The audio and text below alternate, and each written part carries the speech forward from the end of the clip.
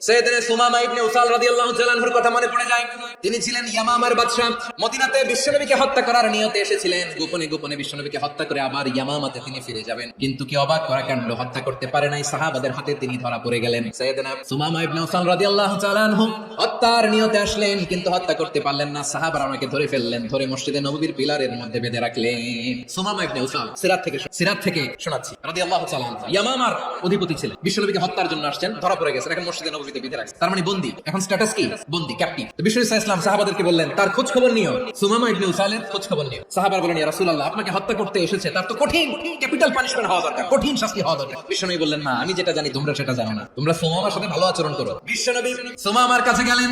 প্রথম দিন যে তিনি কালেমার দাওয়াত দিলেন, ঈমানের দাওয়াত দিলেন, ইসলামের দাওয়াত দিলেন, রিসালাতের দাওয়াত দিলেন, আখিরাতের দাওয়াত দিলেন। পরের দিন যে বিশ্বনবী সালাতের দাওয়াত দিলেন, যাকাতের দাওয়াত দিলেন, ইসলাম কি কিভাবে কেমন করে পালন করতে হয় চমৎকার আর্টিকুলেট করতে শুরু করলেন। তন্ময় হয়ে সুমামা ইবনে উসাল রাদিয়াল্লাহু তাআলা আনহু বিশ্বনবীর কথাগুলো শুনতে আরম্ভ করলো। একদিন নয়, দুই দিন নয়, টানা 3 দিন বিশ্বনবী সুমামার কাছে ইসলামকে প্রেজেন্ট করেছেন, উপস্থাপন করেছেন। আওয়াজ করে বলেন কয় দিন? 3 দিন মসজিদে নববীতে বাঁধা। আর সাহাবীদেরকে বললেন তার খোঁজ খবর নিও, তোমরা যে রুটি বানাও এর মধ্যে সবচেয়ে ভালো আটার রুটিটা তারে দিও, সবচেয়ে রিফাইন্ড খেজুর যেটা পিওর খেজুর এটা তারে দিও। আর বিশ্বনবী নিজের ওট থেকে দুধ দহন করে ওনার বাড়ির এক কর্মচারীকে বলেছেন দুধ দহন করে সুমামার জন্য নিয়ে যাবে। সুবহানাল্লাহ পড়বেন না?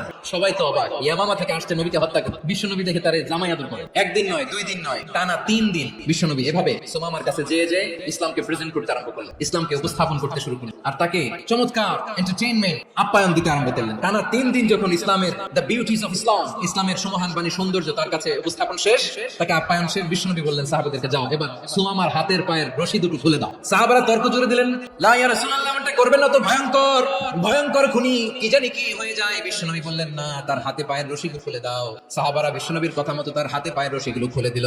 সুমামা মুহূর্তের মধ্যে মসজিদে নববী থেকে বের হয়ে ইয়ামামায় ফিরে না যে মসজিদে নববীর পাশে একটা খেজুর বাগান ছিল সেখানে চলে গেলেন। সেখানে একটা ছোট্ট কুয়া ছিল, কুয়ার পানি দিয়ে তিনি গোসল করলেন। সুবহানাল্লাহ পড়েন। কুয়ার পানি দিয়ে গোসল করে মসজিদে নববীর সামনে এসে বিশ্বনবী এবং সাহাবাদের সামনে দাঁড়িয়ে সাব্বাবা উঁচু করে বললেন আশহাদু আল্লা ইলাহা ইল্লাল্লাহ ওয়া আশহাদু আন্না মুহাম্মাদান আবদুহু ওয়া রাসূলুহু।